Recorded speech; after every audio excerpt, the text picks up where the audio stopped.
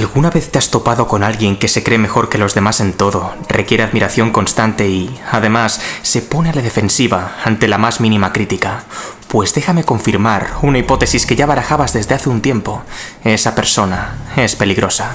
Efectivamente, no solo vas a averiguar que tus sospechas eran ciertas, sino que se quedan muy cortas en comparación al mare magnum de humillaciones, manipulaciones y embustes del que estos individuos se sirven. Damas y caballeros, sean bienvenidos a la oscura psicología del narcisismo. La palabra narcisismo deriva del personaje mitológico Narciso, quien se enamoró de sí mismo tras mirarse por primera vez en un estanque. Pasaba horas y horas contemplando la radiante belleza de su rostro. Simplemente era perfecto. Sin embargo, se obsesionó tanto consigo mismo que llegó a un punto en el que era incapaz de separar su mirada del agua, de forma muy similar a Gollum en El Señor de los Anillos, hasta que, un buen día, sucedió lo inevitable: se ahogó. Desde ese momento, Narciso se convirtió en el arquetipo de vanidad y egocentrismo por excelencia, un hombre que, lejos de amarse con pasión, se glorificó indebidamente mediante una espiral de locura que acabó con su propia vida. Dicho esto, ¿cómo está el panorama hoy en día? Pues no demasiado esperanzador. De acuerdo a un estudio alemán, existe suficiente evidencia empírica que sostiene que el narcisismo se encuentra en pleno auge dentro del mundo occidental. Uno de los síntomas más clarividentes es un aumento de hasta el 450% de la palabra yo, tanto en canciones como en libros y películas. Asimismo, otras como me, mío conmigo, tampoco se quedan atrás. A lo largo de la última década, el término narcisismo se ha vuelto tan popular como el autismo, en lo que a trastornos mentales se refiere. Y no es para menos, pues se ha registrado un incremento del TPN de hasta el 30% desde el año 1979 al 2006. El término narcisista es frecuentemente utilizado para describir a ciertas personas cuyo egoísmo, soberbia y codicia son especialmente elevados. Lo cierto es que dichos adjetivos no van mal encaminados. Sin embargo, sería conveniente dar una definición en términos psicológicos para no entremezclar conceptos. El trastorno de la personalidad narcisista es un desorden mental en el cual el individuo tiene una percepción desmesurada de su propia importancia. Así pues, el narcisista siente la imperante necesidad de ofrecer al mundo una imagen idealizada, grandiosa y magnificada de sí mismo. Es decir, necesita que los demás le consideren como alguien extremadamente relevante, virtuoso e influyente. ¿Y por qué?, te estarás preguntando. Pues porque piensan que ser más importantes que el resto de la gente compensará su propia inseguridad. En efecto, dicho deseo de grandeza es tan solo un reflejo de lo tremendamente desesperados que están por lidiar con su falta de autoestima y por demostrar que su valía personal no es nula. Aunque pueda parecer todo lo contrario desde fuera, el narcisista es tan solo la fachada de un edificio vacío, un perro ladrador poco mordedor, un frágil vaso de cristal revestido con falsos diamantes. Lo que pasa es que muchos de ellos son muy astutos, ocultando sus desgracias internas.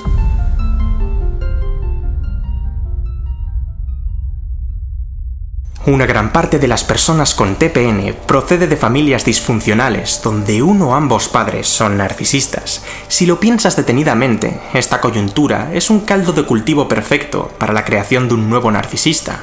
¿Cuál crees que será el resultado de un padre o madre que condiciona el afecto y cariño hacia sus hijos según la capacidad que estos tengan para divinizar su imagen?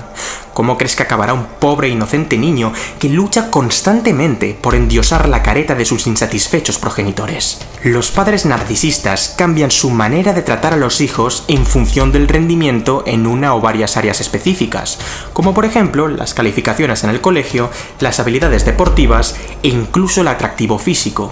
La mente del niño, incapaz de procesar que la persona que le cuida pueda tener un grave problema, se convierte en un auténtico caos. Sienten miedo, confusión y estrés por no saber cómo satisfacer a unos padres que, para ir dejando las cosas claras, no están en plenas facultades para serlo. Por si no fuera suficiente, los padres narcisistas nunca les reconocen sus méritos, pues ven los logros de sus hijos como una herramienta que contribuirá a reforzar sus delirios de grandeza, y no como una buena noticia para su desarrollo intelectual, emocional y espiritual. De este modo, el crío tratará desesperadamente de cumplir las expectativas irrealistas de sus padres, de contentarles con una sorpresa, un talento, un chiste, Y algunas veces funciona, pero otras tantas no hace efecto. Sin percatarse lo más mínimo, se están sentando en su cerebro las bases del narcisismo. Esto es, la necesidad de ofrecer una imagen perfeccionada y distorsionada de sí mismo al mundo para que los demás le consideren relevante, virtuoso e influyente.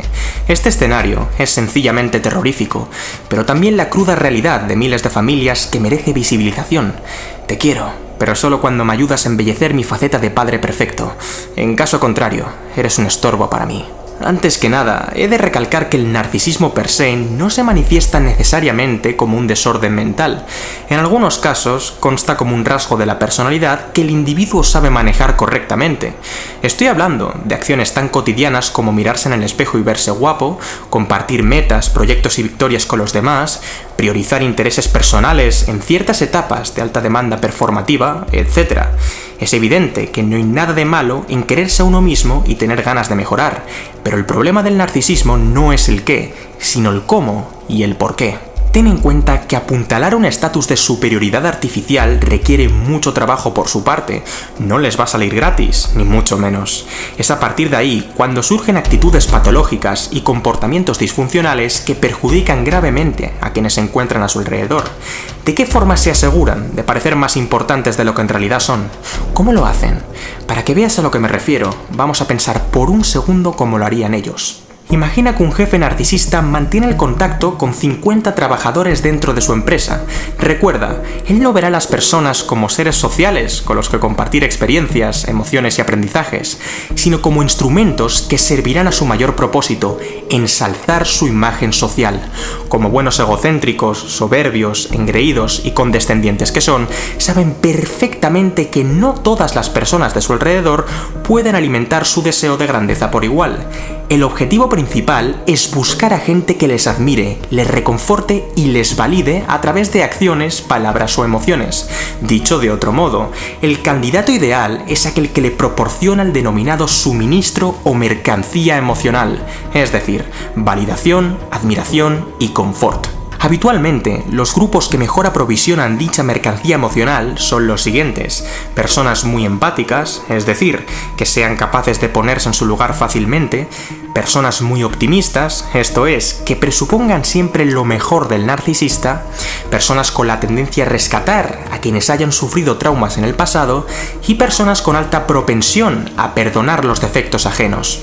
Supón que de esos 50 empleados, 20 no cumplen las características. Ahora, la opción de personas susceptibles de convertirse en víctimas se reduce a 30. Bien, pues lo que el narcisista hará a continuación es realizar lo que se conoce como la fase de testeo. En ella, actuará de forma totalmente normal e incluso excesivamente agradable con el resto del equipo. Les prometerá resultados extraordinarios si se toman en serio su trabajo y se emplean a fondo. Escuchará las necesidades de sus trabajadores y será muy paciente con ellos. La situación no parece mala en absoluto. ¿Cuál es el problema entonces? No te dejes embaucar, querido. Lo único que está haciendo el jefe narcisista es recopilar información para utilizarla a su favor posteriormente. En efecto, sus promesas son falsas, sus escuchas son temporales y su paciencia es limitada. Poco a poco, la faceta narcisista cobra vida en forma de manipulación, apatía y arrogancia. Su comportamiento frío, retorcido y calculador comienza a aflorar de sobremanera para con los más empáticos, optimistas, rescatadores y permisivos. El francotirador ya está listo para disparar. Vamos a ver en qué consiste su mare magnum de técnicas psicológicas. En primer lugar, te presento la herramienta de manipulación por antonomasia de todo perverso narcisista, el gaslighting. El término fue acuñado por una obra de teatro llamada Gaslight, donde un marido intenta hacerle creer a su mujer que está loca. Al principio le esconde diversos cuadros y joyas, acusándola de tener mala memoria por no saber dónde los había puesto. Más tarde, su modus operandi se vuelve todavía más retorcido. Empieza a usar el gas para cambiar el brillo de las luces de la casa, y cuando la esposa le pregunta por qué las lámparas están atenuándose cada 2×3, el marido le contesta que no sabe bien a lo que se refiere. En definitiva, le está haciendo creer que es solo una ilusión suya, que está enajenada. Especialmente peligroso es el gaslighting en las relaciones de pareja tóxicas. Nadie te va a querer como yo, tienes demasiadas manías y rarezas que aguantar. Eso nunca ocurrió. Ya lo sabes, cariño. Tienes la tendencia a exagerar las cosas. Te veo muy sensible últimamente. ¿Acaso no puedes tomarte las cosas con humor? Te veo muy reactiva últimamente. ¿Te has planteado buscar ayuda psicológica? Estás siempre enfadado. Me da lástima que hayas elegido sentirte de esa manera. Estás siempre deprimido. No tienes ningún derecho a sentirte de esa manera. De hecho, no te sientes así. Déjame decirte cómo te sientes en realidad. Lógicamente, atacar la percepción ajena fraudulentamente es una forma terrible de abuso emocional, porque causa que la pobre víctima se cuestione sus propios sentimientos, instintos, creencias y cordura.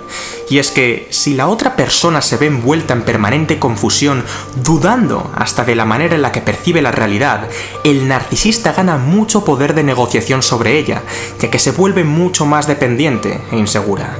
De esta manera, el tirano obtiene toneladas de mercancía emocional. Nada le satisfará más que ganar control y autoridad sobre los pensamientos de un tercero. En segundo lugar, incurrirán sin piedad en un sinfín de descalificaciones y humillaciones acerca de diversos temas, como tu estética, tu inteligencia, tus acciones o tus emociones. La mayoría de las veces usarán el lenguaje agresivo, cargado de resentimiento, hostilidad y sarcasmo, y esto lo hacen para arrastrarte de la tranquilidad a la ira, la duda o la tristeza, es decir, para sentir que tienen el control de alterar tu estado emocional. A los narcisistas les encanta el conflicto, y en muchas ocasiones son ellos mismos quienes lo crean y buscan. Increíble, pero totalmente veraz. Piénsalo, entrar en disputa es una oportunidad perfecta para reforzar su burbuja de grandiosidad y, sobre todo, para hacerse las víctimas. Y es que, desde el momento en el que uno responde de vuelta con violencia a un narcisista, se acabó. El juego está perdido. Ellos saben defenderse muy bien y además no pararán hasta que quede bien claro que son los ganadores de la pelea. Esta victoria no es más que mercancía emocional en forma de validación, de sentirse aptos para la vida al derrotar a un contrincante. Cada vez que consiguen frustrarte, cada vez que consiguen amargarte, cada vez que consiguen ofuscarte, están obteniendo el suministro que necesitan. Sin embargo, otras veces sus comentarios siguen un estilo más pasivo-agresivo. Parecen normales en forma, pero son civilinos y rastreros en el fondo. Esta vez, el objetivo ya no es implantar ira o tristeza, sino más bien miedo, rencor o culpa. Pues hablas inglés muy bien, casi tanto como tu primo. Antes tenía un amigo como tú, pero acabó volviéndose loco. No sé muy bien qué necesidad hay de ir presumiendo de tus dones. Seguro que tenías planeado asistir a su cumpleaños, sin que yo lo supiera. Entiendo que tus amigos sean más importantes que yo. Total, ya casi no nos vemos. Por último, pero no menos importante, reconocerás inequívocamente a un narcisista por su incapacidad congénita tanto para reconocer los méritos ajenos como para rectificar los errores propios. En efecto, jamás dan la enhorabuena ni piden perdón, excepto si ven que te estás alejando de ellos y quieren recuperarte. La explicación es sumamente sencilla. Su autoestima es tan delicada como una muñeca de porcelana, su ego tan grande como un estadio de fútbol, y su envidia más insana que la de un hater en redes sociales. En su cabeza, felicitar a alguien por un logro concreto es lo mismo que reconocer que esa persona es superior a él, y disculparse por los errores cometidos, equivalente a reconocer que él es inferior a ella. ¿Entiendes ahora por qué el narcisista es un ser débil e inseguro? Retomemos ahora el caso del jefe autoritario. A pesar de que son 30 los trabajadores susceptibles de caer en sus garras y proporcionarle mercancía emocional, él es consciente de que diversificar tanto también tiene sus costes, motivo por el cual opta por reducir su red de manipulación a tan solo 10 personas. Su última baza es, sin duda alguna, la más cruel: el aislamiento. La víctima tiene que pensar que está sola en esta batalla, que nadie comparte su malestar hacia el tirano y que lo único que puede hacer es servir sus intereses para que no haya graves consecuencias. Así, la indefensión aprendida es absoluta. Debes saber que este modelo está muy simplificado. En total, existen más de 100 técnicas psicológicas que los narcisistas utilizan de forma constante para manipular, desprestigiar y confundir a sus víctimas. Necesitaría no uno, sino varios vídeos para exponerlas todas en profundidad.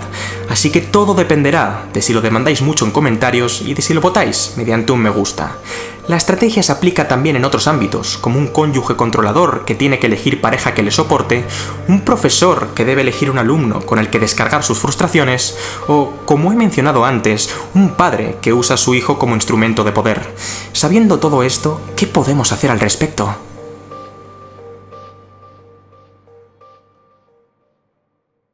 En definitiva, los delirios de grandeza del narcisista, quien pretende construir su mundo fantástico, donde todos tienen la obligación de endiosar su imagen social, son tan solo un reflejo de sus carencias.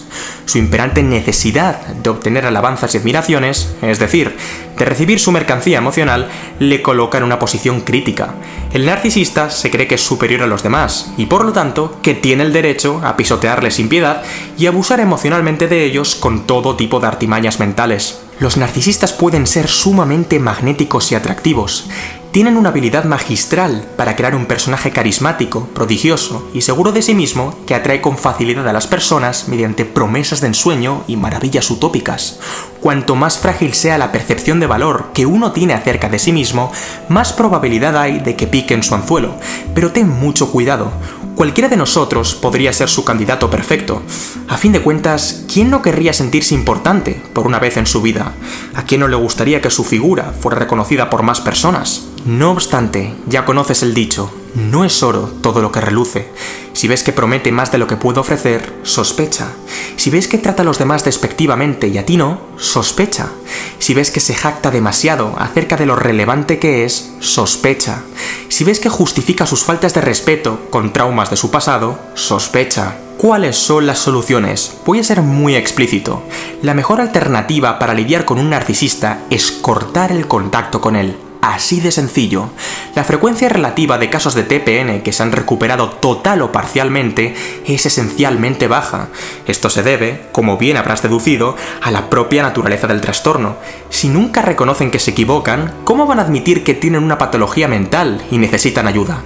Las pocas veces en las que se han observado mejoras sustanciales ha sido por un evento emocionalmente intenso que les ha concienciado a cambiar. Mi recomendación, como siempre, es que seas honesto, empático y asertivo a la hora de decir adiós. Tu decisión ha de ser tajante y irreversible. Para ello, te recomiendo escribir los motivos por los que has elegido alejarte definitivamente de esa persona en un papel y releerlo todas las veces que hagan falta. Es imprescindible que pongas tu concentración y esfuerzo en aquellos proyectos personales que más te llenen, que pases tiempo con tus seres queridos y, por supuesto, que sigas educándote en materia de narcisismo y psicología en aras de seleccionar mejor en un futuro al tipo de gente que quieres que te acompañe. Pero el mundo no es perfecto y no siempre es tan fácil. Hay ocasiones en las que, en el corto plazo, uno no puede despedirse sin más del narcisista. Por desgracia, es posible que seas un hijo que depende económicamente de sus padres, un cónyuge que depende económicamente de su amante, o un alumno que tiene un profesor con alto grado de neurosis. En este tipo de situaciones, ¿qué podemos hacer para que el narcisista nos deje en paz definitivamente? Exacto. Cortar la mercancía emocional. Para ello, nos serviremos de un método milenario creado por un maestro estoico hace casi 2000 años, la piedra gris. Y sí, lo has adivinado. Tendrás que esperar a la semana que viene para saber en qué consiste. Concluiré con una frase de Shelley Winters que define a la perfección la mala experiencia de todos los que hemos tenido que soportar a un amigo, familiar o pareja narcisista en un momento de nuestras vidas. Teníamos tanto en común, yo lo amaba y él se amaba a sí mismo.